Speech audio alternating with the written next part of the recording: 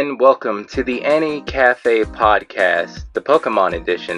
Today I have a special co-host with me today. She specializes in Nintendo and everything Nintendo gaming related. Today my special co-host today is Nintendo Gamer Gal. Go ahead and introduce yourself to the audience for me. Hey, what's up guys? It's Nintendo Gamer Gal. How are you? Hey, and today's episode of the Annie Cafe podcast will mainly be about the Pokemon shorts, which is the Twilight Wings shorts on YouTube. Now, just to let everyone know that this episode of the podcast is episode 1, and the rest of the episodes will be cut up into their own individual videos. So you may be watching episode 1 right now, and then you'll have 2, 3, and so on. So each topic of the Annie Cafe podcast will be cut up into their own videos. So if it seems like that we cut it off short, then you just have to go over to the next one. But of course, most of my podcasts have playlists connected to them, so that should be just fine. But without further ado, so me and Nintendo Gamer Gal had recently watched the Pokemon Twilight Wings shorts on YouTube, and while we were going through it, I was like, hey, these are pretty fun and interesting, and I'm trying to get back into Pokemon ever since Sun and Moon, so I was like, why not do a video on it? So I thought we would kind of go over, give our reviews and thoughts on both the shorts and maybe Sun and Moon later on, and kind of give our general feel of both the shorts and the video games itself. But before we get into that, Gamer, did you watch these shorts, or have seen them before we had watched the full episodes, or how'd you stumble across the Twilight shorts as a whole? Did I stumble across them? Mars told me about them actually. Oh, okay. Because I know for me, it was the Pokemon water trainer. I had saw a lot of people had posted it on Twitter, but I never officially watched it until you had brought it up and told me about it. So I wanted to know your experience on how you came across the shorts itself. About it, I watched 2 episodes, so I had watched already 2 episodes. I hadn't watched the rest of them. Okay, and for the first part of the video, we'll kind of be reviewing each episode in order and giving our positives and negatives on each episode from 1 through 7, and then we'll kind of go with the flow of everything. But anyway, let's start off with episode 1. Episode 1 starts off with John, the sick kid, and Tommy, the bright friend, who John wants to write a letter to the chairman of the Pokemon tournament to get a ticket to the next match to see Leon in person for the next Pokemon Championship lineup. Now, if you remember this, Gamer, this is when John is trying to write the letter, but the chairman is already at the hospital. So I think Tommy is his name. Is why don't you just meet him in person and ask him? Which I was thinking the same thing. But I think the reason why he wrote the letter is because, it kind of makes it official, makes you look more presentable than just getting the rest of the kids' t-shirts signed and everything. So what did you thought of that beginning portion right there? I mean,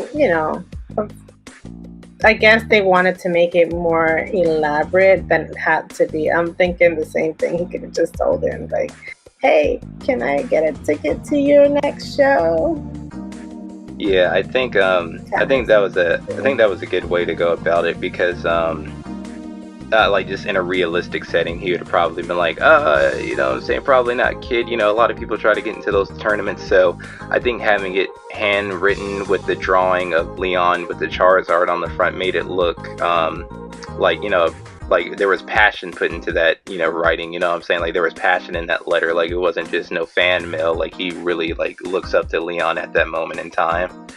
And right. During that beginning portion, it just clicked with me immediately. I was like, oh, Tommy and the nurse that pops in the first episode of that short reminds me of the director, key animator that's done Wolf Children, or The Wolf and His Boy, which is anyone has seen those 2 animes. It kind of has the Digimon, the first movie, art style. I was like, yo, these characters look really good. I was like, the art, the key animation, I was like, dang, this reminds me of a high level, almost Ghibli movie type quality. So I thought that was really interesting. But later on, towards the end of the first episode,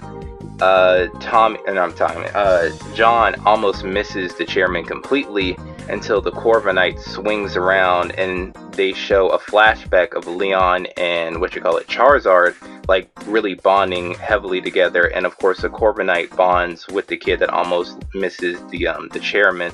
So they were basically saying that, oh, this kid and this Corbinite is similar to Leon and Charizard, so this kid might actually be on the same level, if not know how to connect Pokemon more strongly than Leon, maybe, you know what I'm saying? Because they even said in the episode, like, this Corbinite doesn't like people, and all of a sudden this kid just pops up, doesn't even know him, and is like all buddy-buddy with him. Right. But yeah, no, so I would only say, the only negative I would say about the first episode is that, is there even really a negative? Yeah, I think the only negative I would say is that the scene where he's trying to get up the steps, like, I was getting it because, like, you know, he's sick, you know, it's kind of weaker and stuff like that. But in actuality, I'm pretty sure they would have just left without swinging back. But I felt like that scene just dragged on a little bit too much with the steps. But overall, like, I believe this first episode is just to get you started with everything, like, all the other trainers that comes after this. But were there any positives and negatives that you had about the first episode?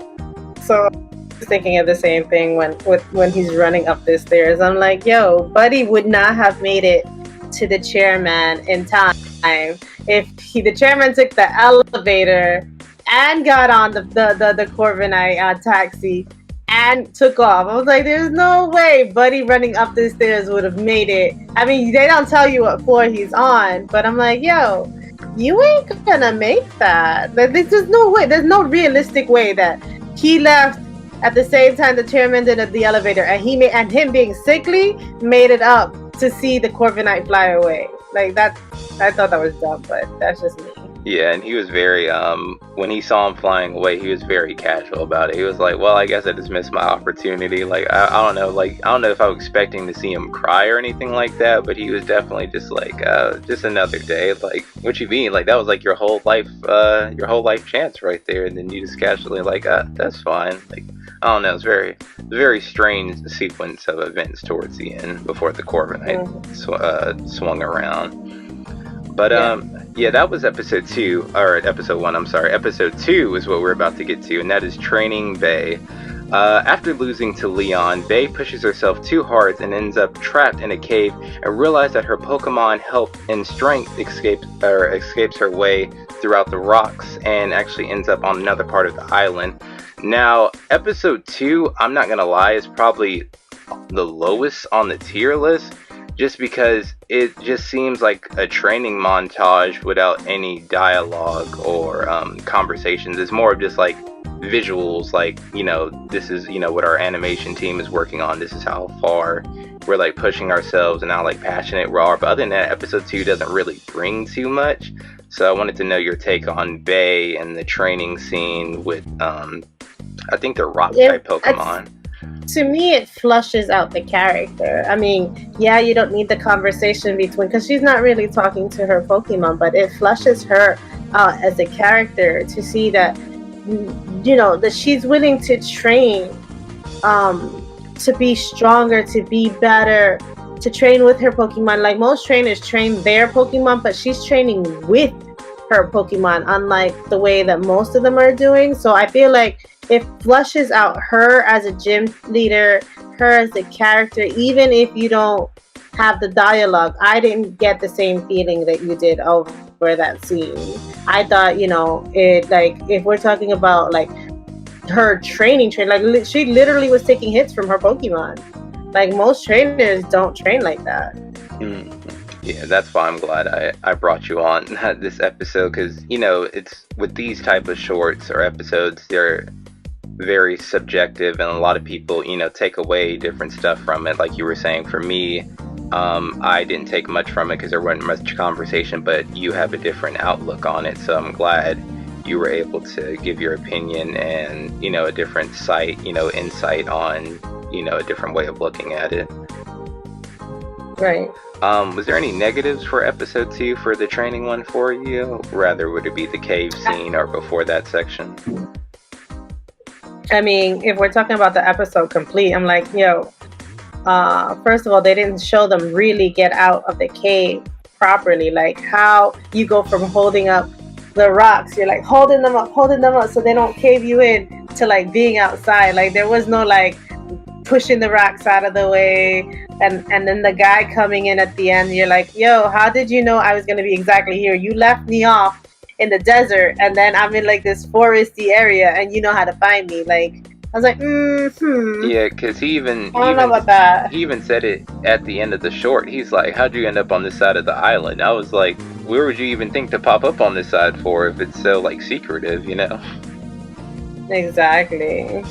Yeah, but overall episode 2, it's not bad, but it's definitely one that definitely went over my head. And her name's Bae, right? Like, is it Bae? Ba? No idea. I'm not gonna lie. I didn't pay attention to the names. Cause I definitely, it was one of those things where I was like, did I hear that correctly or not? But hopefully, I think her name is Bae. She's the fighting, I guess fighting rock type for that one. I believe she's just the fighting type gym trainer. Okay. Because she didn't have any rock type with her. She had Machokes, all 3 of them, all 3 of the evolution lines. She didn't have any rock type with her. Gotcha. And the next one, episode 3, is Wooloo fighting over other Pokemon and Charizard, is what I called it. So anyway, let me just read the title and then we'll kind of go over what our thoughts were for episode 3. But anyway, Hops makes Wooloo feel bad for not having the same abilities as Charizard, so Wooloo storms around the town of Sword and Shield and stumbles across multiple Pokemon and humans and even a farm where he lands in a group of other Wooloos and stumbles across the second biggest Pokemon trainer in the shorts that sends him off on his merry way on the Taxi Corviknight. I almost forgot the name of that Pokemon, that's why I tripped up there. So, basically episode 3 is Hops watching his brother fight off another Pokemon trainer. It's not the dude who owns the farm, it's someone completely different. But anyway, Wooloo is like watching him, getting super excited and wanting to be a part of like the league or a trainer, and that sends Wooloo off to, I guess, walk around the city, maybe kind of moping around, just kind of get a feel of everything. And then he ends up on the farm, and then the farm takes him to the taxi where he dangerously hops off the taxi into Hops' arm. I was like, whoa. I was like, alright there, you're kind of pushing it, buddy. But what do you think of episode 3 from the beginning portions with Hops, you know, making Wooloo feel bad to him going through the city for the most part? Obviously, Wooloo got the wrong impression that Hop was like, hey, yeah, this is gonna be us. I think like Hop admires his brother so much that he's like talking about him and his Charizard without realizing that Wooloo's feelings are not what he's saying. Like he's talking about bringing Wooloo, but Wooloo doesn't know that. He thinks that he wants a flying type, which is why Wooloo is jumping off of things and everything like that. And you can see him jumping off the bed and jumping into Hop's arms and like gritting his teeth like he was a Charizard and like pretending to do like this little puff thing like he's a Charizard, because I think that he thinks Hop wants a Charizard and not him. So he's trying to be a Pokemon. He's not a Pokemon. Now, when you originally first saw this one, how did you think the episode was going to go? Because I had a general idea what I thought it was going to go, and it ended up blowing my expectations, and I'm glad it did. So, when first watching episode 3 with Hops and Wooloo, how did you think originally this episode was going to pan out for like the 6-9 minutes it had?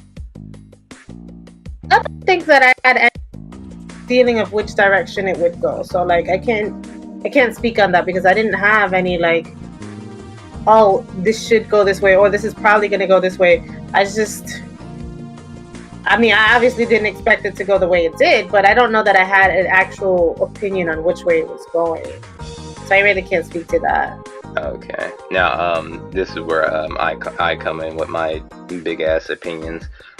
So when he was traveling around the city of Sword and Shield, I was like, oh, this is like kind of going to be like a runaway like type of episode. But when he landed on the farm, I thought eventually he was just going to accept like, hey, I'm a Wooloo hanging out with a trainer that's like trying to be in the league position. So I thought he was just going to live with the I think his name is like Melio or whatever the farming trainer name is in Sword and Shield. I thought he was just gonna kind of live on the farm and then wait until Hops kind of arrived, and then have to explain himself that he wasn't trying to be harsh when he was watching the match between Charizard and the other Pokemon trainer on television. So I thought Wooloo was just gonna live on the farm and kind of accept his fate, but I'm glad it didn't turn out that way.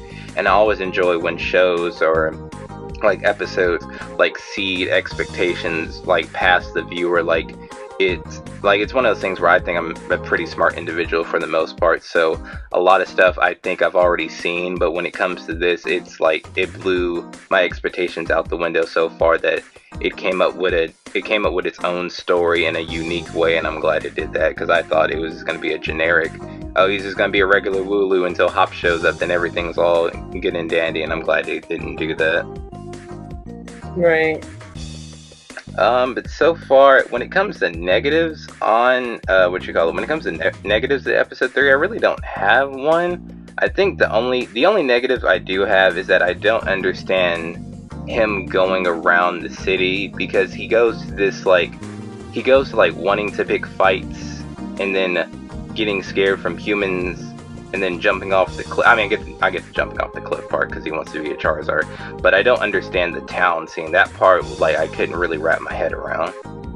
It was one of those things where he was just kind of getting mixed up with like other Pokemon and like kind of getting put in a situation where he didn't want to be in for the most part.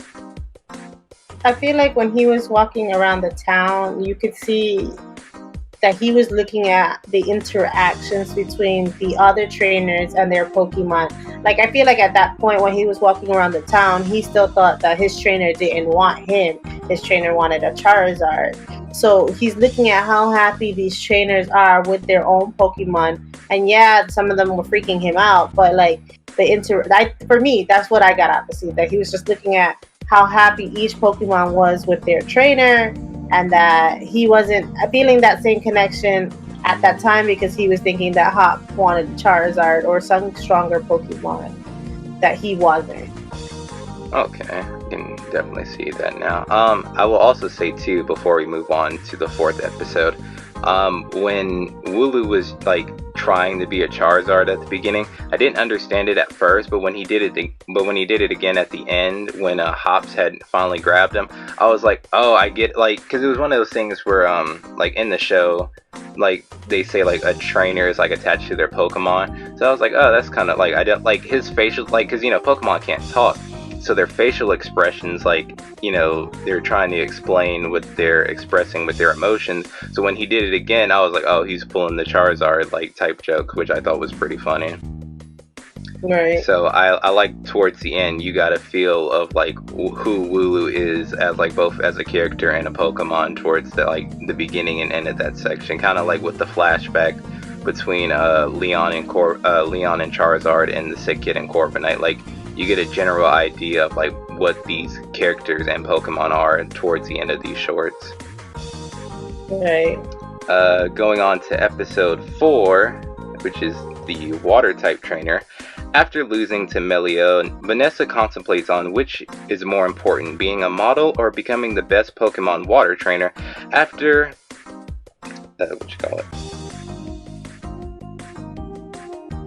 Gross.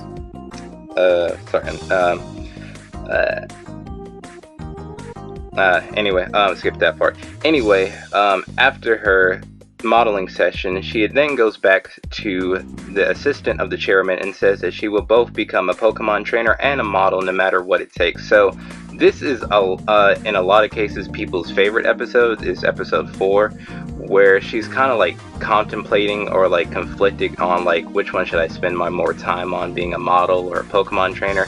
And I will say for the most part, or I will say that the animation and the art style is like very beautiful in this, and that this episode I think a lot of people can relate to, because like people say don't put your egg in one basket or you're spreading yourself out too thin.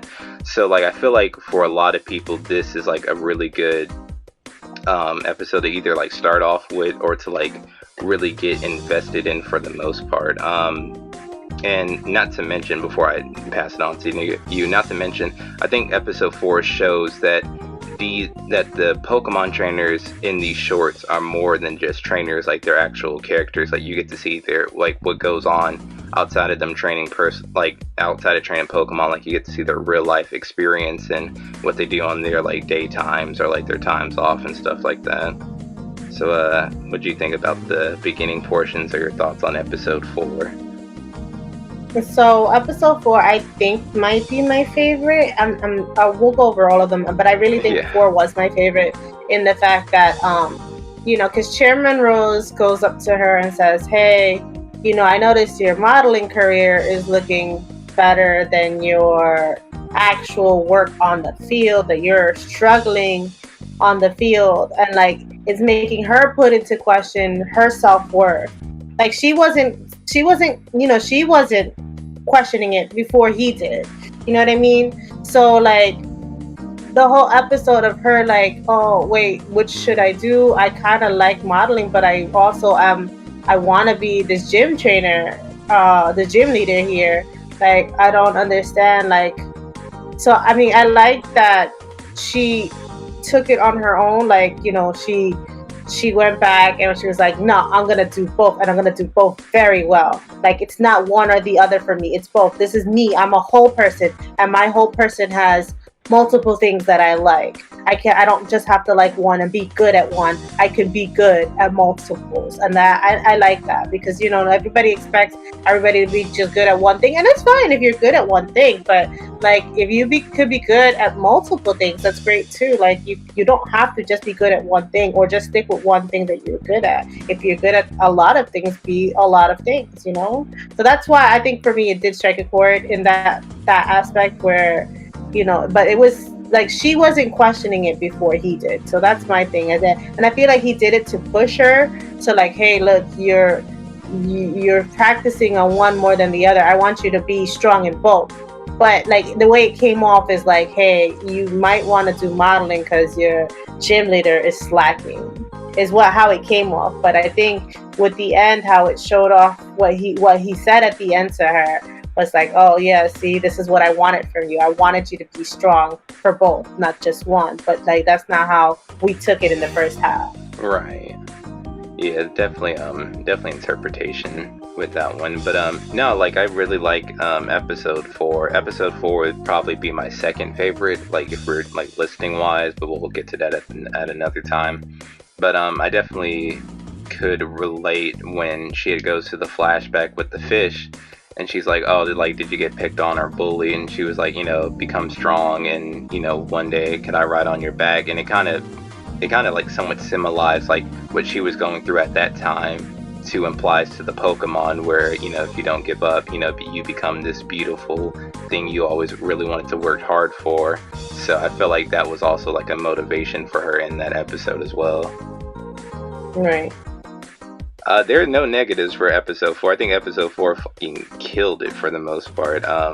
Definitely, like I said, definitely one of my second favorites out of all of them. But was there? For me, there was a negative. Oh, okay. I mean, like the Pokemon Freebass, I think it is. Like, how did he know? Like before she looked him in the eye, he already knew it was her. How? Like she had grown up. Like how do you know all these years later that's the same person? You didn't look her in the eye, you didn't swim up to her, you just swam up to her and this is the person. Like how do you know? You didn't look her in the eye. Like how do you know that that's the same person? I think it's one of those things where they were saying or they were trying to implement or indicate that a Pokemon, no matter trainer or not, is attached to like the person or whatever. I think that was the indication. Right.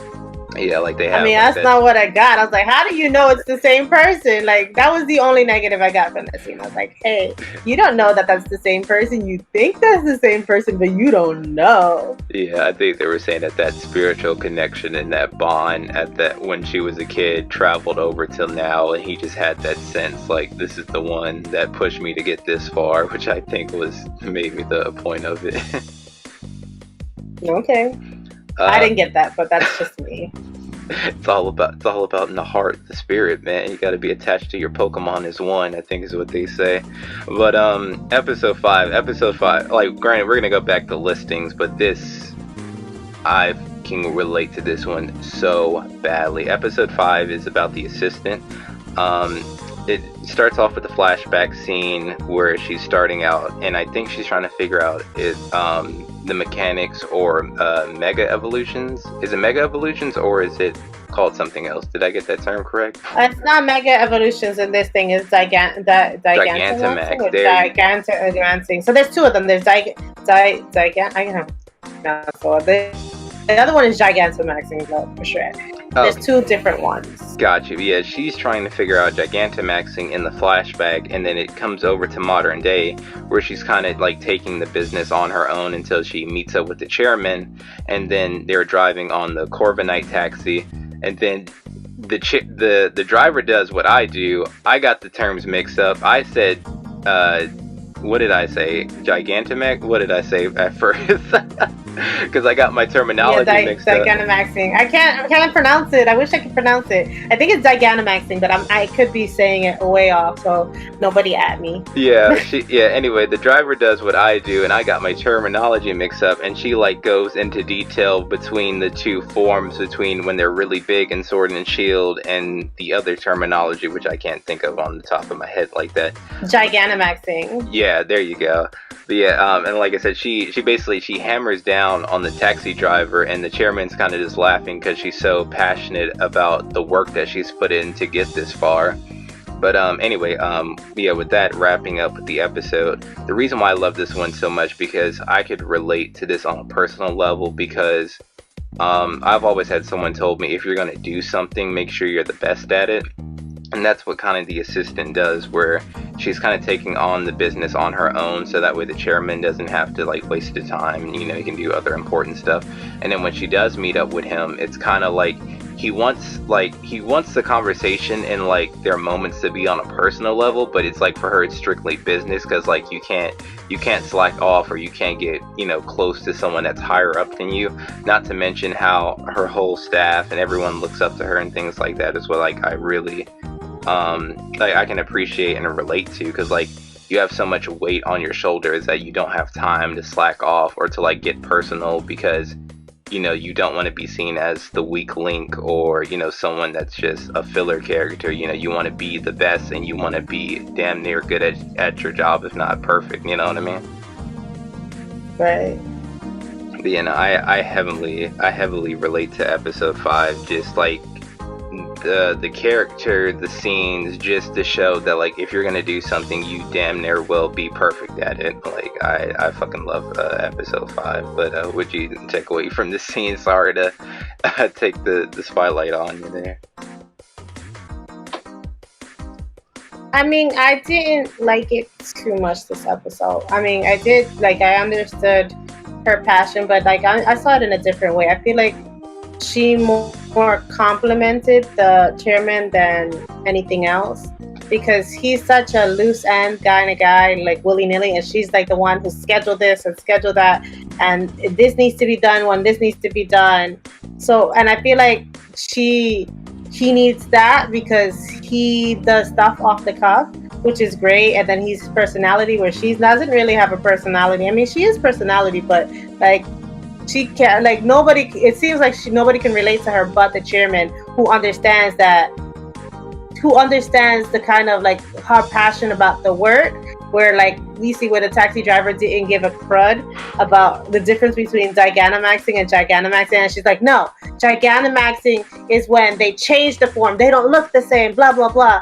And he's like, okay, but I didn't care. And the chairman is like laughing it up, because he knows like she's very passionate about the things she's passionate about.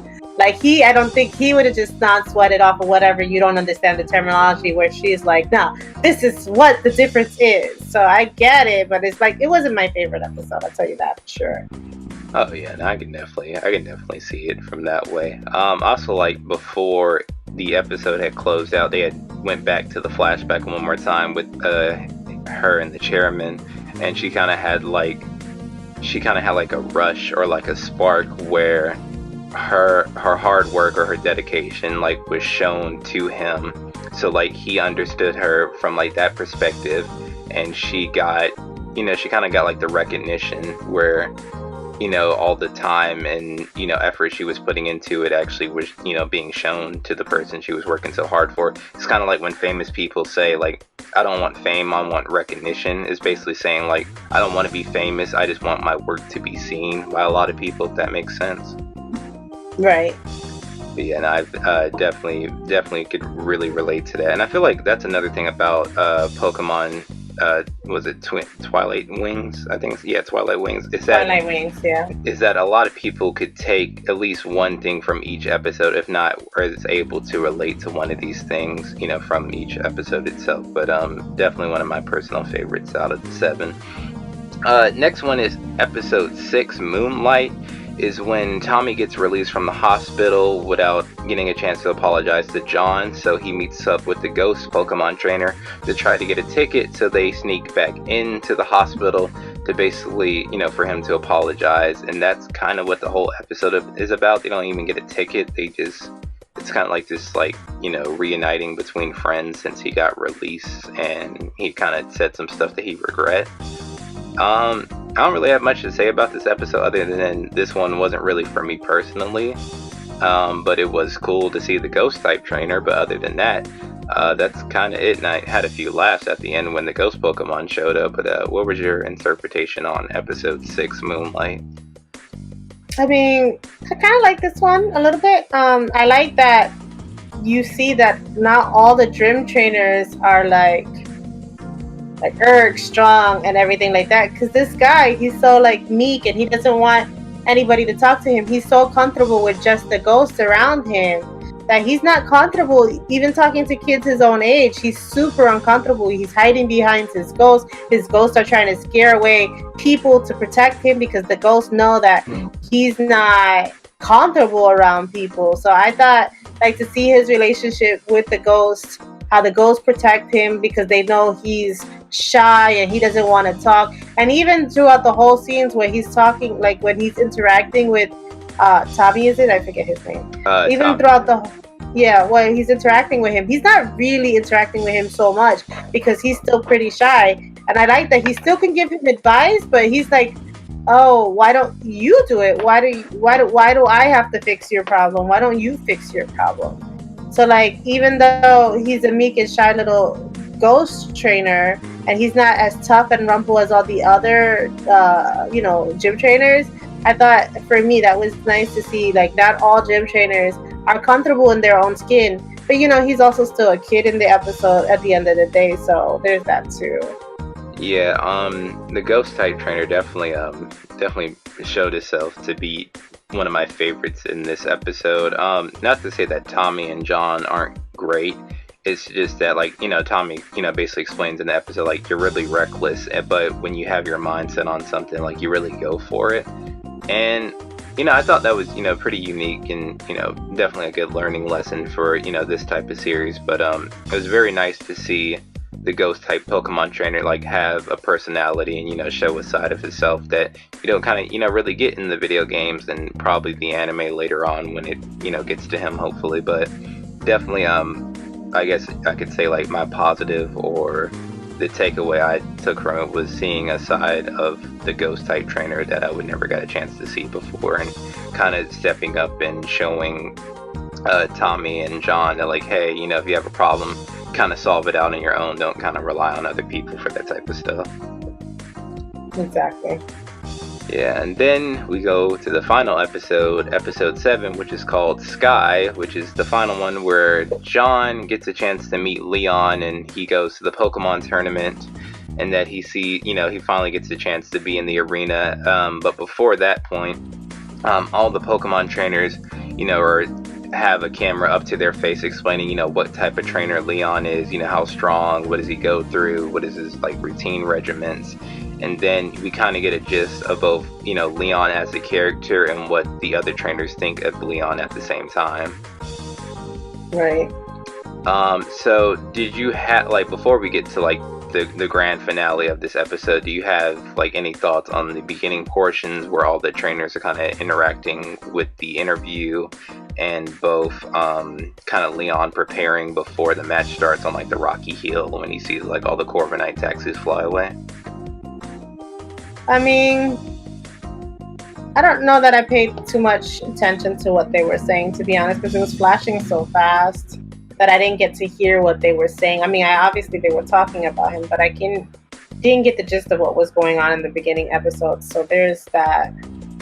Okay, no, that's fine, because there's still a lot to this episode outside of that beginning scene. So after that interview introductions with all the cameras, Leon, I think, is either Leon is training or he's with a different Pokemon, because he says like, oh, I don't want to use Charizard because I don't want him to be all tired out before the match. So it's like they're in the rocky hill and then he's flying with John, but I don't know, like, they start showing all the visuals and stuff during the flying scene, and then once they get to the Pokemon Tournament Coliseum, whatever it's called, he's like, whenever you become a Pokemon trainer, like, hit me back up again, but I promise you I won't go easy. So what was your thoughts during that, during those sequence between the Rock Hill and then them finally getting to the arena match area? Well, I mean, the whole thing with the thing is that they got caught in a tailwind, I think, and that's why the taxi went down. And he didn't want to take his Charizard out to save them, because he's like, hey, if I take my Charizard out and I tucker him out now, he's not going to be 100% for the next match. And he always likes to have his Pokemon at 100%. But I did like the scene where they're flying on the back of the Corviknight after the taxi guy was like, hey, you can still take Corviknight. You just have to fly on his back and he'll get you there and he can circle back for me.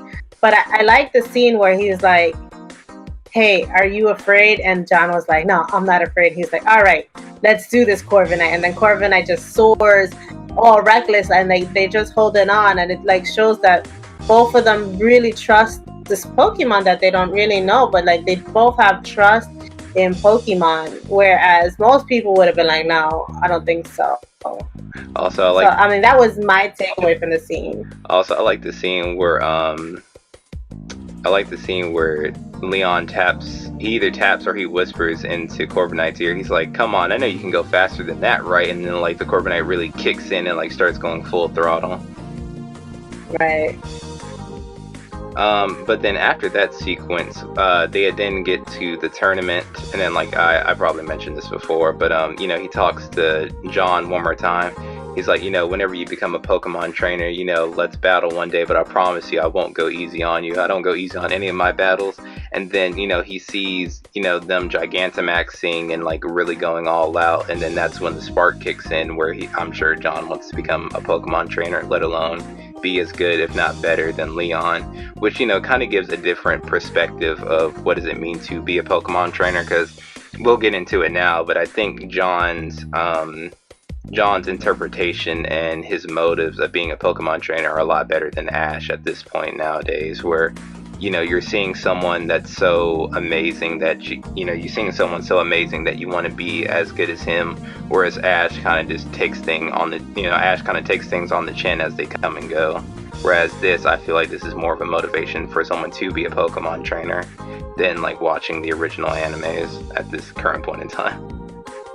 Well, I mean, that, to be honest, I feel like it went full circle, because that's exactly how Ash started out. Ash started off watching the TV show with a trainer and then wanting to be a Pokemon master. So it's full circle, I think, in that aspect. But I think John's motivations, being a weak kid, I don't know that he was bullied, but it comes off like he was a bullied character and not liked by many of the other kids. I feel like his motivation to be a trainer is more, what's the word I'm looking for? A better representation than the one we have with Ash. Like Ash, like, has gotten cocky. I guess like his motivations started clear, but he's gotten a little cocky as we've gone on in seasons. Whereas John is still very pure about the reason I want to be a Pokemon trainer. I look up to this guy so much. I want to be like him, kind of situation.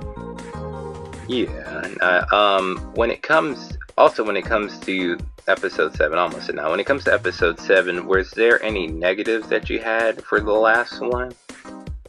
I mean, I didn't like how John was still on the field while they were. I mean, I get that he was supposed to be witnessing this stuff firsthand, but like IRL, right? That That kid Charizard would would have have got burnt him washed. up. Yeah, That kid would he have would have got burnt from some of these attacks that were coming towards the Charizard. got bodied. So yeah, exactly. So for me, that threw me out of the the immersion when I'm thinking, no, You're they done, just attacked son. the Charizard. Right, You would have gone down. this Yeah, kid yeah. about to So get cooked. that exactly. So it unimmersed me at that point, thinking, wait, he would have gotten hurt. Why is he still? But that's me. I'm sure that other kids watching the show are not thinking that. But I'm like, yo, no, he would have gotten hurt being on the field like that. Like Leon, is hiding directly behind his Charizard while the Charizard is being attacked. But this little kid is way off in the back. These attacks would have landed on him. So for me, that was the only negative I took out, where it's like, and then the scene with the chairman with all the kids, like, oh, he's not worried about how late Leon is. Oh yeah, he's always getting lost. That I got, but like, he's not even worried about where the other kid is in the scene. Like, he doesn't know that John is with Leon. He just knows that he's missing, and he's not at all concerned about the little child being missing. Yeah, it's I think. Yeah, I think that's just because he is the chairman and he probably doesn't run that hospital. So he's like, that's hospital responsibility. If he gets caught in somewhere had nothing to do with me, I got a business to run. I think that's why the chairman was so carefree about that situation. Right. What you call it? No, I'm sorry. There's a lot I got to say about episode 7 because it is like the closing, but I felt like there's a lot to take in with this one. Mainly going back to the introduction when all the trainers have the interview. I really like that, and we'll kind of get into more later on with the trainers, but I feel like this is like the only Pokemon, like short anime, whatever you want to call it, thing where you get to see the trainers in a different light, and you get to see them like interact, not only just their opinions of Leon, but like what they do outside of training, which I really enjoy because you don't really get the chance to see that a lot in the anime. Right. Like what you call it, like Nessa is doing modeling stuff.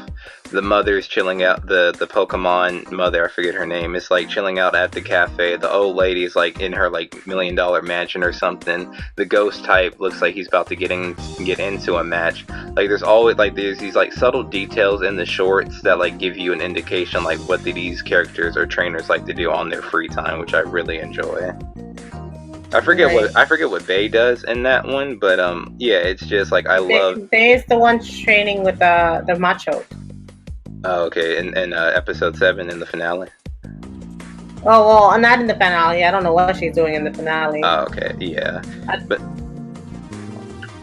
yeah, no, episode 7, like I really enjoy like the trainers' like opinions of Leon or like the minor details in the background what they're doing, and also at the end of episode 7. You get to see, the, I don't know if they're really main characters, but you get this chance to see the trainers that you pick in the game of Sword and Shield at the end of episode 7. What are your thoughts on that one? I mean, I'm gonna be honest, I don't remember. Like I said, I was unimmersed after the little kid situation. So like I don't remember how it ended. I just know that while I was watching these episodes, I definitely like was enjoying these more than I liked the actual series, because you get to learn, like, besides Brock and Misty who travel with him, you don't really know these gym leaders in the background and their motivations and stuff like that. So I did like that we got to learn all these characters' motivations. Well, not all of them, because we still missed a couple of the gym leaders, which is a shame. I feel like they should have done one on each gym leader. That way we can get to know each gym leader personally. But we didn't get at least 3 of them. At least minimally 3. There might have been more that we didn't get. But so that bothered me a little. I was hoping that we would get everyone and everyone's motivation, because I feel like we're not getting enough backstory that's not Ash related in the anime. Right. Also, to go to the gym leaders, we got we got Nessa, we got the ghost type, we got the fighting type, we got Leon, and we have the grass type, which is the Farman. So that's, what's that, 4 or 5? I think that's 4 if I'm correct. 1, 2, 3, 4. With the grass type, that would be 5 with Melio, the farmer. But even him, he didn't have Like, even though he came out in one of the episodes, the one with Yeah, the Wooloo, yeah. Oh, okay. Oh, so the you mean Wooloo like episode, actual? he wasn't He was a background character. Okay, I see what you're saying. like he didn't have like substance besides you seeing him running his sheep farm. There was no substance to him as a gym leader, whereas every other character, you could see that their personal motivations, their personal trials and tribulations, being this gym leader, that, you know, because gym leaders are supposed to be like these high authorities in these games, I mean, well, in these shows, and if you don't know what their motivations and why they're doing it, kind of thing, I feel like it, you know, I like the shorts for that, and I think they should have done all of them, but that's just my opinion. Yeah, no, I definitely get what you're coming from, and I said it a lot towards this video too, where I felt more attached and interested in the gym leaders than like Tommy and John. Not to say that they're like bad characters or nothing, but to see the gym leaders have like such big personalities and like being so animated is just like, wow, like if there was like a whole series based on the gym leaders, like I'd be down for that type of deal. But Right. But still on episode 7, which is a lot, which is actually the last one.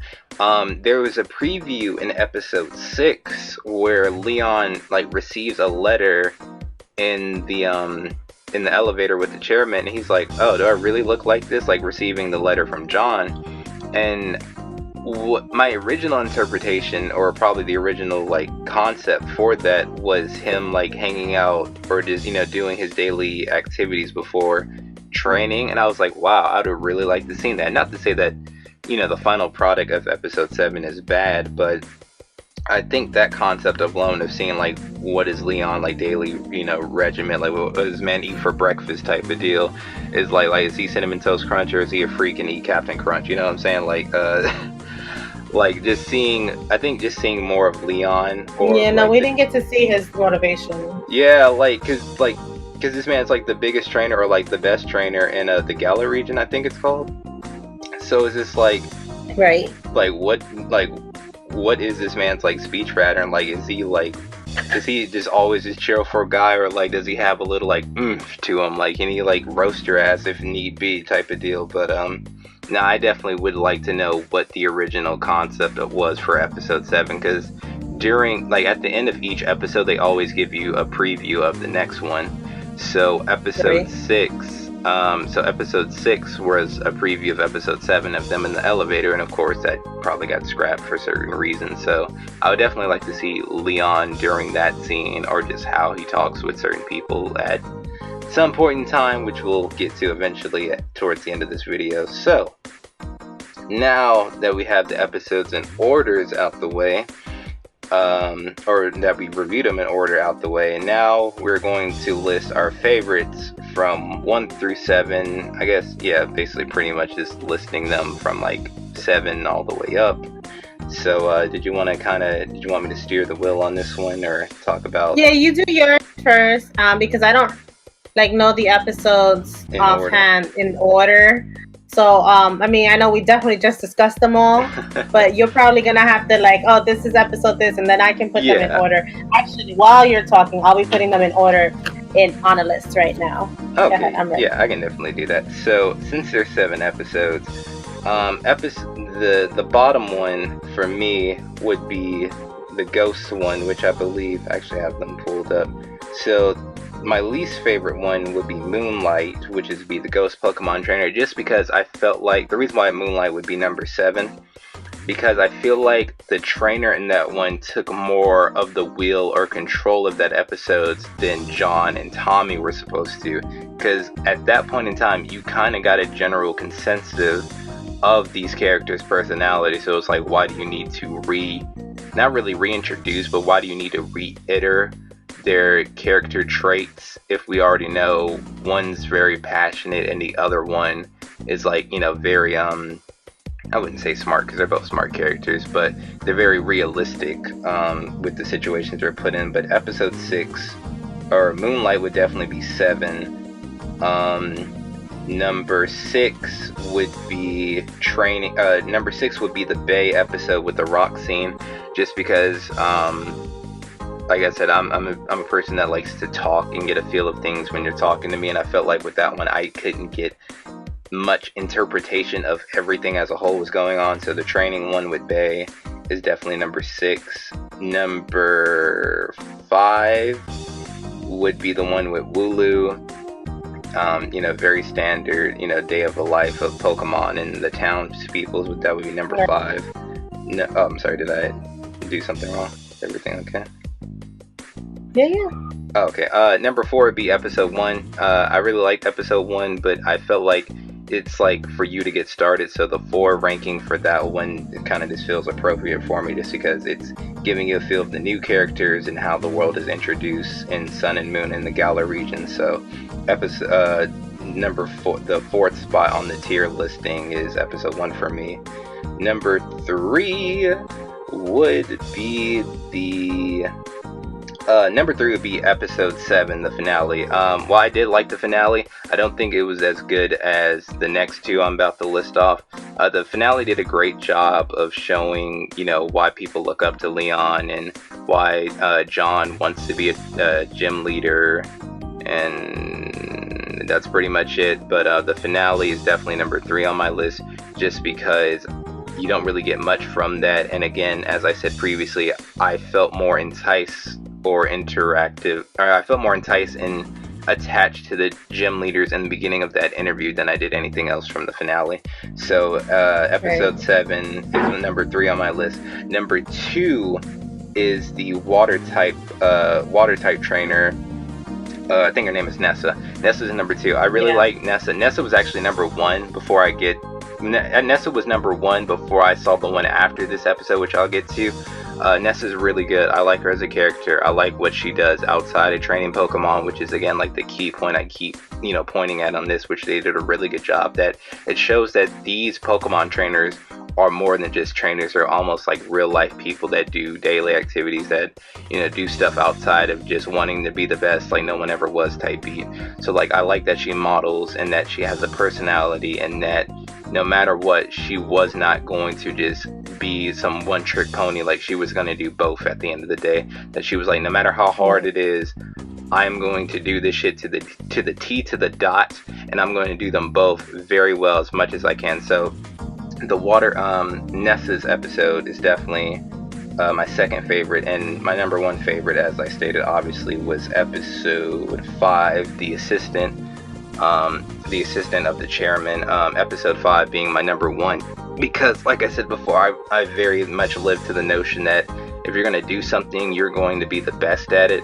And I've also experienced situations where I want to work hard enough to be noticed by like someone I either look up to, or for my work to be shown. One of those things where, like I said previously, where I don't want to be famous, I just want recognition. So, having eyes, or having the eyes of someone I want to see my work actually see it, makes it all, the time I spent well worth it, which I can definitely relate with. Like this whole episode 5 of The Assistant just really blew not just my expectations out of the water, but it's something I deal with on a day-to-day basis as a person. So I can both relate both as, as an adult and a person that likes Pokemon. So episode 5 is number 1, and that's my listings from 7 to 1. So did you still need some more time for me to go off? Or? No, I wrote down my list while you were talking. Hey, so now we're about to get Nintendo Gamer Gal NGG's listing of the Wings of Twilight from 7 to 1. Okay, so I don't know the episode number, the Wooloo episode? The one with Wooloo episode is number 3. Wooloo, that was like... Yeah, Wooloo and Hops, that was number 3 of that Twilight. Episode was it? Episode 3 of Twilight Wings. Okay, so episode 3 was like the one I liked the least. Okay, so that would be 7. I didn't like it. It just didn't strike a chord with me. That was my 7. So the first episode is my 6. Okay. Just because, like, I feel like that story's been done before, where sick kid and his best friend's not so sick. Like, you can even tell that the best friend was supposed to be in the hospital because he's sick as well. So, like, I didn't even understand that why he was in the hospital. I thought he was just a regular visitor until he said he checked out in another episode. And I was like, oh, well, I can't see that he's a sickly kid where you see the other one is more sickly. Right. So I just, for that reason, like it didn't resonate with me. I feel like I much preferred the storyline of the gym leaders than the extra two characters that they brought in. So that's probably why, like, and even Hop's storyline wasn't that great. So that's probably why they're on the bottom.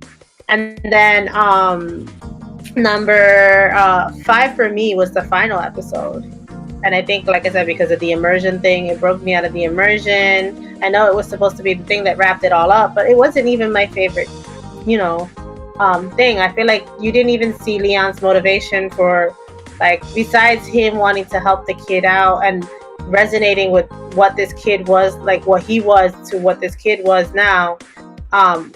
That nothing else in that episode struck a chord with me. You know what I mean? It was nothing that resonated with me personally. Yeah, it felt like one of those things where the kid just got lucky that he found Leon during the rock thing, and if he didn't, he would just been a regular like standby pedestrian type deal. Yeah. Right. And so then the one after that was the one with the chairman and the assistant. Yeah, that would be episode 5. So this would be episode 5 would be your number 4 then, right? Right. Yeah. And then the Moonlight. Moonlight. I don't know what episode number. Moonlight was number 6, so this would be your number 4, if I'm correct. 3. 3. Oh, okay, Moonlight's your number. That's 3. my number 3. Yeah. Just because I like I said, I like the interaction between the ghost and their trainer, like the ghost type Pokemon trying to help trying to protect their gym leader, knowing that he's not a people person and that he just loves to do what he does, but he doesn't love to interact with people because he's still a very shy little kid, and I like that. And so my second number 2 is the Bay episode, which I think is also number 2. Yeah, it is episode 2 as well.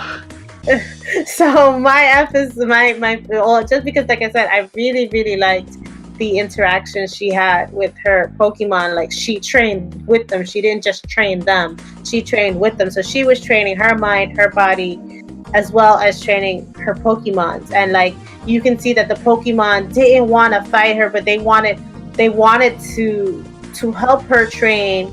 And they wanted to, like, you could even see when Macho hit her too hard and she got hurt, he was upset that he hit her so hard. Like, he wanted to train with her because he knows that she can take it, but like, she was pushing herself too hard and he didn't even want to fight her anymore after that. So that's what my takeaways from that episode was. So I really, really liked it. And of course, the last one was the Ness episode. I really just like that she was her own person and that she didn't let Chairman Rose steamroll her into like being one over the other. She was like, no, I'm gonna take charge. This is my life. This is what it's gonna be. I'm gonna do both. So that's my order. Okay, I like that order actually. And before we get to the next topic, that's another thing why I like Wings of Twilight. I think that's what I will always say that, or Twilight Wings. See, I will always say that because of the name. But I think that's another reason why I like these shorts so much, just because like you can get multiple interpretations and different opinions from this, just because Pokemon don't talk, so it's one of those things where you have to base off reactions, and we're all people, so we're all different, so it's one of those things where everyone will always come out of this differently.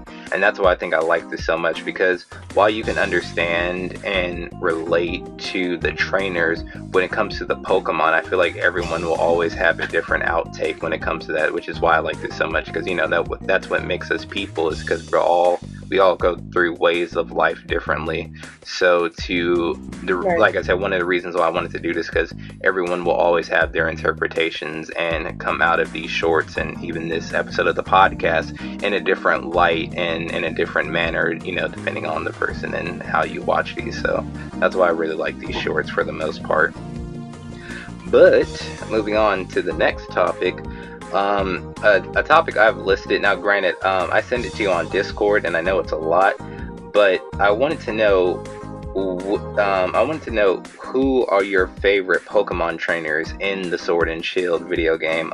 In the anime, they don't really show all of them. Like we were saying before in this podcast, they only show 4 of them, and most of them are just end up being background characters. So I send a screenshot of most of them in the video game, and I know, if you don't want to name them by name, that's fine. We can just name them by their type. But I wanted to know your personal favorites from Sword and Shield, and then that will kind of segue on to the next topic if you want to go off the dome or if you want to look through the Discord DMs. The thing is, like, okay, so I played Sword. I played both of them. I beat both Sword and Shield, but I don't like. One is for me and one's for my kid. Anyway, so I played them all, but like I said, like, even in the game, you don't get these characters' motivation. But like when I was playing, like my favorite was, I'm a water type trainer, so I always relate to the water type trainer. So that's Ness. And then Opal, I liked a lot too, because she's like putting this kid under her wing, and she's like, no, you're gonna be the next fairy type gym leader, because she's an older lady and I think she wants to retire, but she wants to find the right candidate to put in that slot. She just doesn't want to find anybody, which is why she puts everybody through a test. And then I feel like all the other characters didn't really have motivations in the game. You didn't really get to know too many of the other ones. I like who's the one that goes up against Leon? He like wears shorts and he has like an orange hat. It's okay. Sorry, it's like R, like red. It's I don't know how to pronounce his name. I know who you're talking about though. Yeah, okay, yeah, I'll just show it up on screen. Like I said, this is a video version anyway. But the reason why I like that character in particularly, because it's like one of the few times outside of Hops where someone is trying to take on like the biggest like gym leader or the best gym leader and like wants to be on the same level as them, which you really don't get that much outside of like Sword and Shield, where like I said, these two characters, him and Hops, are like the ones where like I have to be the best no matter like what I do, like no matter like if I like burn bridges or not type of deal. So I actually really like that when it comes to that trainer, or two trainers technically, in particularly when it comes to Sword and Shield. Okay, yeah, and segueing on to that, the reason why I say that, because the next topic on this list is which Pokemon game in the mainline series, or it could be otherwise, which I doubt, do you think have the best trainers in game?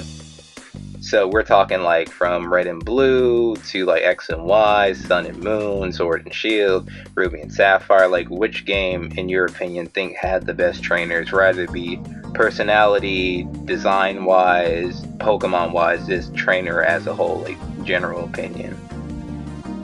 I think my opinion is probably based solely on nostalgia. I think Red and Blue, because it was my first game, are gonna have the best character motivation, because I feel like now your rival isn't really your rival. Your rival's like your best friend. It's been like that since X and Y. And like, even though I loved the art style of X and Y when it came out, and that's what brought me back into Pokemon, I think like I didn't like that your rival was your best friend. Like in Blue and Red, your rival was like your neighbor's. Yeah, I mean the grandkid of the professor who was a pain in the a-hole. So like there was a motivation for him to be your rival, whereas all these characters that you're traveling around with in these further iterations of these games, these are like your friends. You can't, like, you're not supposed to have your rival be your friend. I mean, your rival could be your friend, but like they made it more like a friendly competition, which is fine. But like I don't really see them as rivals anymore. Or it's like my competition buddy, not my rival. You like the bully, like Gary Oak type, like they did. Well, I don't like that he was a bully, but I do like that, like, gives you motivation. There was a motivation to like beat his butt. Like, he was a jerk. You want to kick his butt because he's a jerk. Yeah, no, I think that's the reason why I like Gary Oak, because it's like, why would I push myself if my rival, wants to be my best, is technically my best friend. Like, if anything, that just makes me not want to like be the best, like, it says in the show. Right. I think for me personally, hold on, let me look up Sun and Moon, because I know which one I want to pick, but I just want to refresh my mind with Sun and Moon real quick. I think Sun and Moon, wasn't that your Hop? No, that was a Lola. Yeah, that was a Lola. I don't remember. Right, that's the one. I know, I looked up Black and White, and I remember those clear as day. Okay, now it's easily Black and White. I'm looking up these gym leaders in Sun and Moon. It's easily Black and White. The reason why I say Black and White, because all the gym leaders in Black and White were like 10 times better than you, like hands down. The only two in Sun and Moon were like the OGs, like Red, Blue, and I think I don't think Misty was a part of Sun and Moon, but I know Gary and Red was. Yeah, they brought back the original Red and Blue. Yeah, as in the battle towers. Yeah. Yeah. Other than that, I think the rest of the gym leaders suck in Sun and Moon. I mean, Sun and Moon wasn't my favorite. I'm not gonna lie. Like, that was my least favorite Pokemon game. But that could be because of what they did with Ultra Sun and Ultra Moon. So there's that. Yeah, not to mention in Ultra Sun, they brought back old villains from the previous Pokemon iterations, which just kind of felt like filler at that point. I will say, now, like, for whoever the people that are watching this podcast, I will say that the trainers in Sun and Moon are better than X and Y. Trainers in X and Y are a bunch of losers. Disagree with you. Oh, no. But we can agree to disagree. Like I said, X and Y is what brought me back into the series, so I definitely have a little... It's probably also nostalgia. So it could be that, but I really didn't feel any difficulty with the Sun and Moon trainers. You like the little roller skater gym leader in X and Y? You like the puzzle one before you get to the final boss? You thought those were cool? I think they were much better. I mean, like, I feel like, yeah, I mean, I definitely liked the X and Moon. I mean, the X and Y's gym leaders over the Sun and Moon. Oh, no. You like them puzzles? Alright, before we move on to the next one, you actually like them puzzles in X and Y? Because I thought towards the end that shit was getting kind of boring. I'm gonna be honest, it's been a while I played it, so I don't remember it. Like, I remember having fondness to the game. So the things that maybe, like, you know, this is why I don't do review videos a little after, because then I feel like my opinion is skewed based on nostalgia. So I don't remember them that much. I just remember thinking that the gym leaders in Sun and Moon weren't really super easy, and I'm like, oh, yeah, no, this is super easy. Whereas at least in X and Y, I felt like I had a challenge. At least if memory serves me correctly. Yeah, it was a challenge because how damn confusing those palaces were. Well, I mean, then it harkens back to how I used to play. When I used to play, when you played Red and Blue, like, when you want to Lieutenant Surge's gym, like, there was no rhyme or reason where that button was. You just have to figure it out. Like, no matter how many times you tried. So for me, like, I don't like the Pokemon games. It's super easy nowadays. Like, I wish there would be some degree of difficulty, because most people that, like me, myself, I grew up with Pokemon. Like, that's my childhood. Like, I know they're creating a new childhood for the newer generation, but, like, for us older generation people who still play Pokemon, they need to bring some kind of difficulty into the games, so that us who are playing it as adults are not, like, breezing through the game and, like, oh, I just wasted $60 on a game that I beat in, like, 10 hours kind of situation. Yeah, because with X and Y, and, like, even Black and White for the beginning phases, like, you would kind of be stuck in situations where you would fight random enemies until you get to the last gym leader. But in X and Y, they start, like, throwing, like, puzzles or obstacles in your way to get to it. So then the gym leaders in, like, X and Y would be like, oh, you finally got to me, and I'd be like, you goddamn right, let's finally fight, I'm over this gym. So yeah, like, while I do like X and Y, I feel attached, because those gyms were torture for me back in the day. I was like, the gym, I feel like the levels were more of a final boss than the actual leaders itself. Yeah, well, that's how it used to be. I mean, that's how Lieutenant Surge was. If you ever played OG Red and Blue, that's how it was. So like, I don't. It's something I'm used to being there, and I guess the new generation hasn't experienced what we went through when I was a teen in playing these games. Yeah, I got to the 2 fairy types in X and Y, and all I just wanted to say was, I like your cut, cheek. Quit having me go through these dungeons. But if just to go back, general consensus for me, black and white for me is my personal favorites, because I felt like all of those gym leaders were 10 times better than the main characters. But now we're getting towards the end of our last two topics. And at the time of recording this video, we are recording this on October 24th, 2020. And at the time of this recording, the newest DLC of Pokemon Sword and Shield has come out, which is the Trials of Armor DLC. No, it's the Crown Tundra. I know what I'm talking about. Crown Tundra. Right. I meant to do that. But the Crown Tundra DLC has just dropped for us yesterday, but at the time of this video, it's probably been out for a while. So I want to ask Gamer Gal for this video and for the podcast purposes, what did she think of the Town Tundra DLC in Pokemon Sword and Shield? Well, I can't speak too much on it because I just started it. So, like, I like to play my Pokemon games while I stream. So, I don't play it outside of streaming. So, for right now, my experience is 2 hours in. And one of those hours, I was doing the raid Dynamax dens. So, I did like that we get to pick. I mean, the first person who starts the battle gets to pick the direction in which we go, which I think it should be like everybody pick, and whichever one everybody chooses, the highest number is the one that goes. But then, then you can get into a even odd situation because it's an even number of players. But like, so right now I'm liking the DLC, but again, I'm only 2 hours in, and one of those hours was spent in the dungeons. But from what I hear, it's gonna be much beefier than the Isle of Armor, because the Isle of Armor was super, like, had I not been just streaming it and recording it while I streamed, I probably could have been finished it within like 2 hours, 3 hours. From what I was told, that's exactly what happened with another subscriber of mine. He beat it way before I did. So there's that. But I'm looking forward to what it has. I just got into it, so I can't speak too much on it, unfortunately.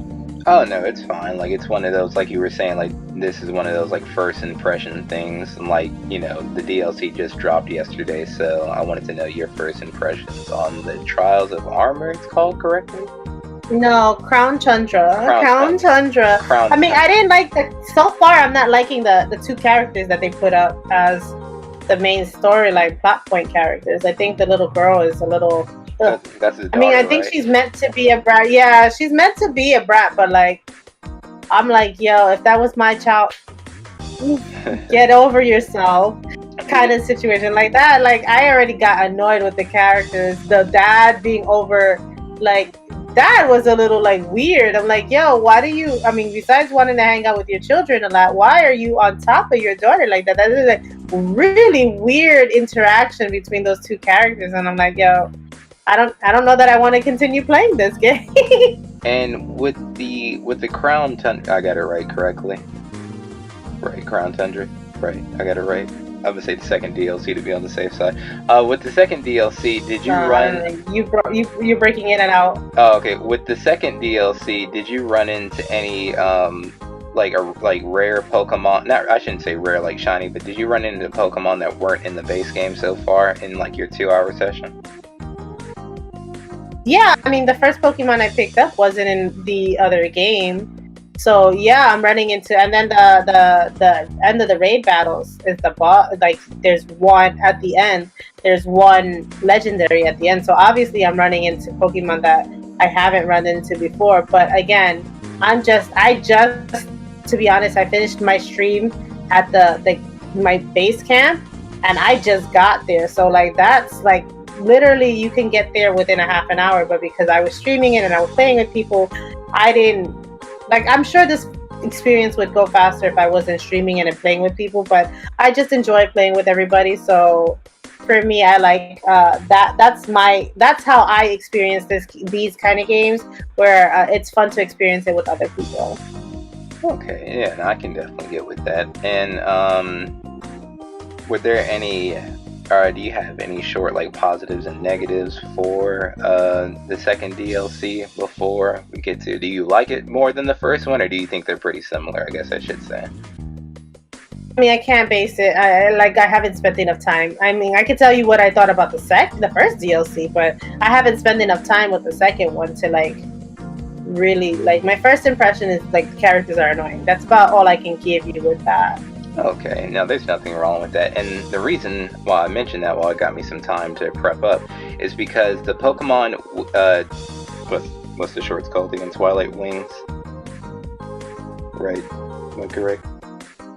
Twilight Wings, yes. Yes, the reason why I mention that, because the Pokemon shorts are actually coming back, and it's something called the Star Festival, and it will be returning on November 5th of this year. So far from what I gather, it's called the Star Festival, and some articles are saying it's based off the expansion pack, but from the title of the episode alone, I think it's going to be its own original story. So do you have any expectations or theories of what the Star Festival could be for this next Pokemon short that they're planning on having, which would either be episode 9 or its own thing?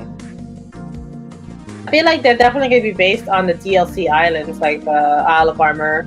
Probably based on Kubfu and because I haven't met the whatever we're picking up in the Count Tundra, whatever the deer-like thing with that big old floaty thing in his head is, and the Kubfu. I feel like those are what the new series might be based off of, the little shorts.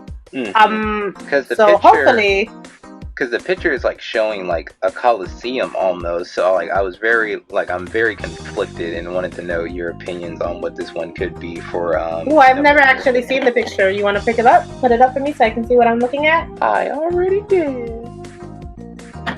Hold on, I didn't see that. Give me one second to go It's just back a background saying November 5th, so I was like, oh, so there's an eighth short or one more short for the.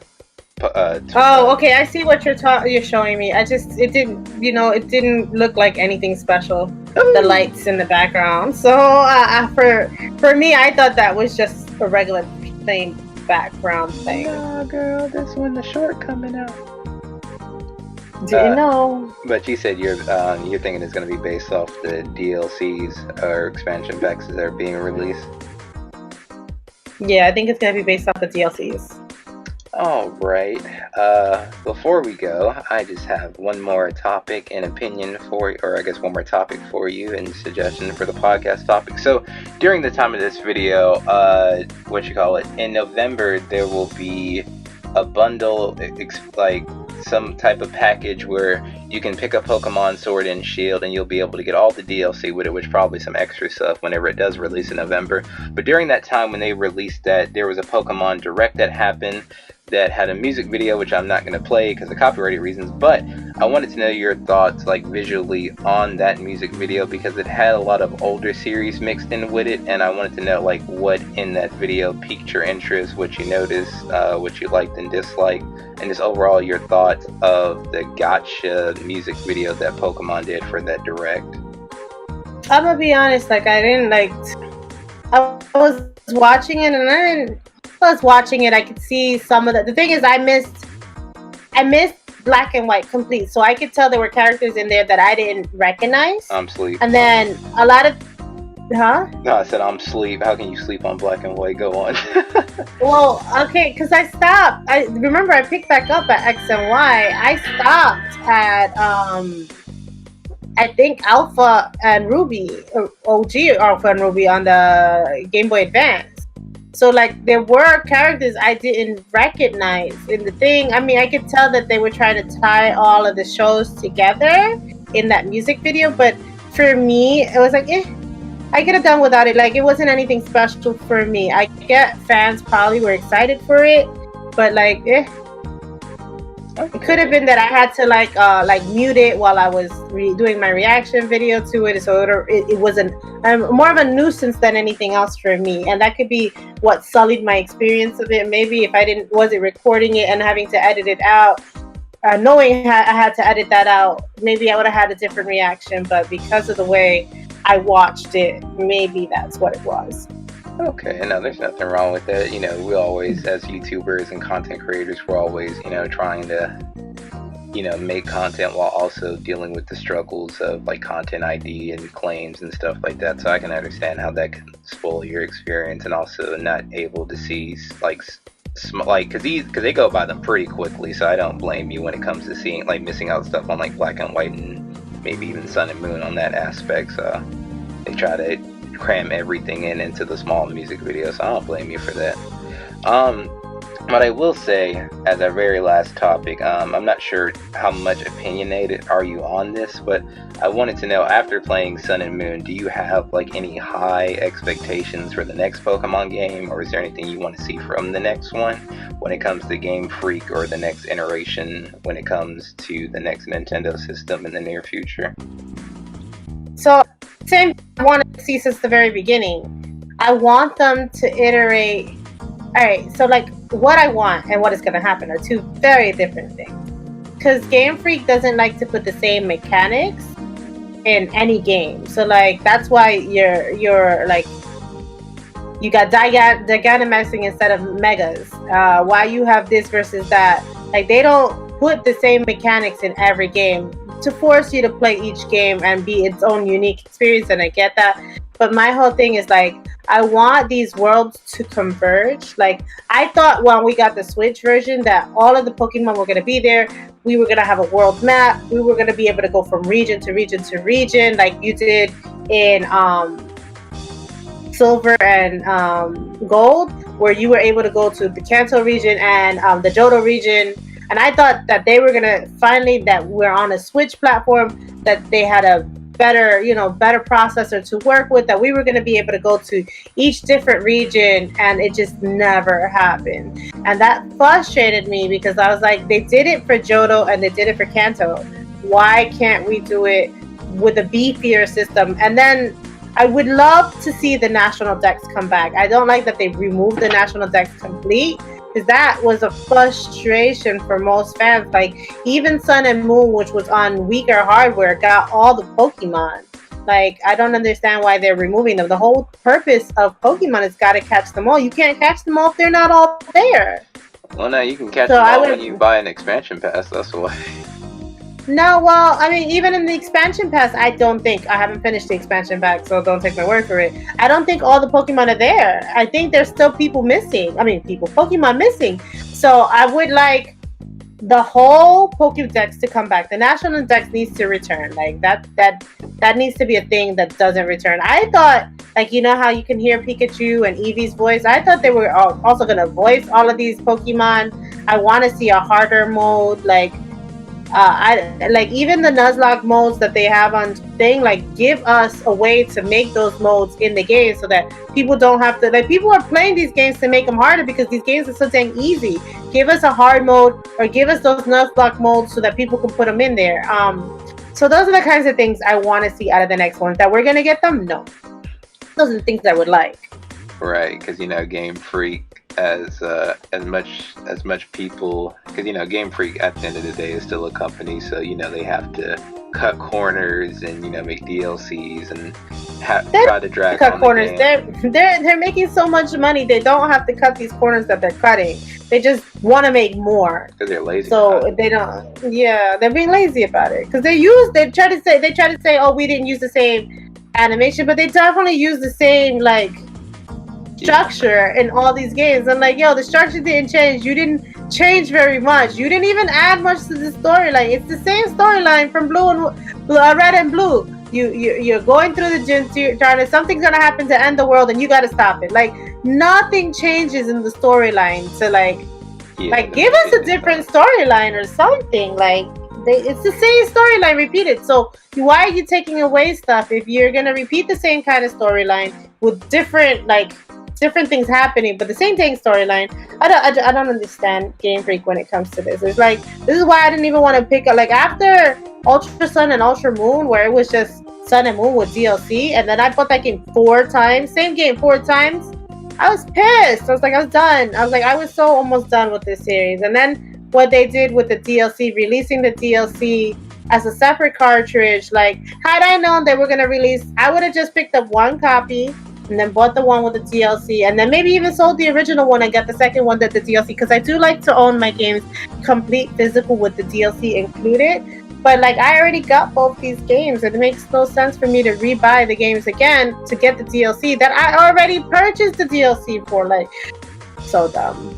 Yeah, it's got. I think what happened with Sword and Shield, where Game Freak couldn't really finesse people, because like saying it here, most Pokemon games were on a handheld, and since the Switch is a hybrid, it now shows Game Freaks like true colors of. You can't finesse people like you used to back in the day, because the excuse was like, well, it's a handheld Pokemon game that comes out every 2 to 3 years, but now with stronger hardware, it's just like it showed Game Freaks like true intentions, where like we didn't really feel like going all out. We'll just put a little here, spread it out until next year, and drop the rest on you. So it really shows not just from a company standpoint, but where Pokemon as a series as a whole is, where it's like we're gonna spread it out as much, we're gonna spread it out towards the years instead of just putting it all in one package or cartridge, pretty much. But when it comes to what I want from the next iteration, at pretty much this point, I think Pokemon for me peaked at Black and White, just because I felt like with the final boss, your rival, like I felt like I'm not gonna get that from any other game. Like I feel like because Pokemon, and this happens like over time, like as we go on with decades, it is supposed to be meant for kids and not really for the people that grew up with it. So I feel like they're more trying to gainer the audience of new children than there are for people that have experienced this back in the day, which is fine. There's nothing wrong with it. It's still a business, but I feel like at this point, I don't have any high expectations for the Pokemon company for when it comes to video games or Game Freak as a whole. I think they're trying to garner more newer audience of children than pleasing the already existing fans, which is fine. But I say that to say this, that I don't expect Game Freak or the Pokemon games to get better or go up anytime soon, and probably won't. Like I'm sure the spin-off games will probably do better than the mainline ones, which is fine. But I think where the series of games are headed now, where they want to make it as friendly and as more of interacting and playful with your Pokemon more than the battles itself, is what I'm starting to see.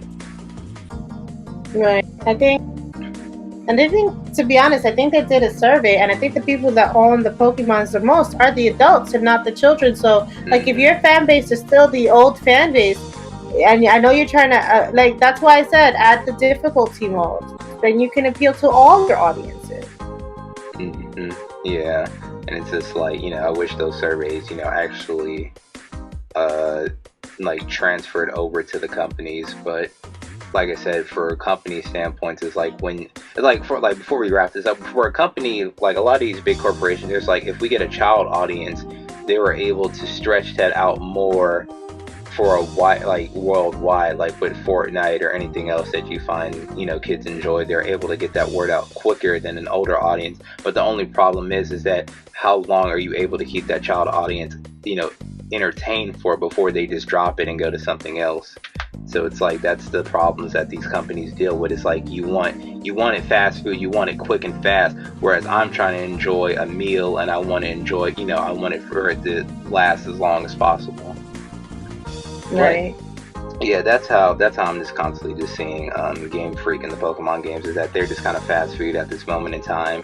Whereas, I get it, whenever a new Nintendo console comes out, it is the first, series of games that you pick up is a Pokemon game. Whereas a lot of people started to see, and even the company notices, because in November I told you that the All-in-One is coming out. They're like, hey, if you didn't pick up if you didn't pick up Sword and Shield, now you can get it all DLC. Because it's like, you have to know at this point, like, not everybody picked it up, like, because it's one of those things where you would have never done that unless you were making almost a new game like Ultra Sun or Black and White 2 and stuff of that nature. So it's just starting to show that their old business practices aren't starting to work, and people are getting fed up at this point in time. Ultra Sun was not a new game. I mean, I mean, it wasn't technically, but they did add like new Right. stuff to it. You know what I mean? Yeah. But yeah, it's just one of those things where like these old business practices from the like mid to early They 2000s added aren't cutting DLC. it. That's all that was. It was what they're doing now. It's with a different. Yeah, you were saying adding DLC to it. Yeah, it's starting to show, and like since the Switch is a hybrid, then it's really starting to show now. You're cutting in and out. Oh I can no, barely hear you again. no, you're okay. I was just saying, since the Switch is a hybrid, it's really starting to show now, and you can't cut corners like they used to. So when it comes to my expectations and what I want to see from future games, it's like at this point, it's like I'm seeing a fire about to start, or like I'm seeing a train wreck about to start, and it's one of those things where like I just want to see what happens when it crashes and burns, pretty much. But that is what you call it. Okay. But what you call it? But no. That's it for the Annie Cafe podcast, the Pokemon Wings of Twilight episode. Thank you all for watching. I would like to thank my co-host, Nintendo Gamer Gal, for joining me for this great episode. Would you like to plug all your social medias for my audience on YouTube while we close this closing statement? I think she might have cut on me. It's okay. Anyway, you can check out Nintendo Gamer Gal on YouTube and Twitter. I will put all her social medias in the description below. Nintendo Gamer Gal is a great and fantastic person. I'm glad I had her as my co-host today as we deal with some technical difficulties. But yeah, definitely check out Nintendo Gamer Gal. I can talk. She also does live streams on YouTube, and she is a great and fantastic person. So I don't remember the names of my social media. Oh yes, you have a YouTube and Twitter. I don't know if you want to plug the one that we're talking on right now, but your server. Okay, cut that out. Anyway, yes, she does have a Twitter and a YouTube, and she streams Splatoon and Pokemon. She also has a scheduling, which I'll also put in the description, as well as the end cards. And again, each topic on the Annie Cafe podcast will have its own individual video, so it'll be cut up and have its own separate video if you would like to watch them separately. There's also a playlist in the description below as well on the screen, as you're seeing right now. Thank you for watching the Annie Cafe podcast Pokemon edition, and we will see you guys on the next episode. Bye-bye. Bye. Happy gaming. Peace.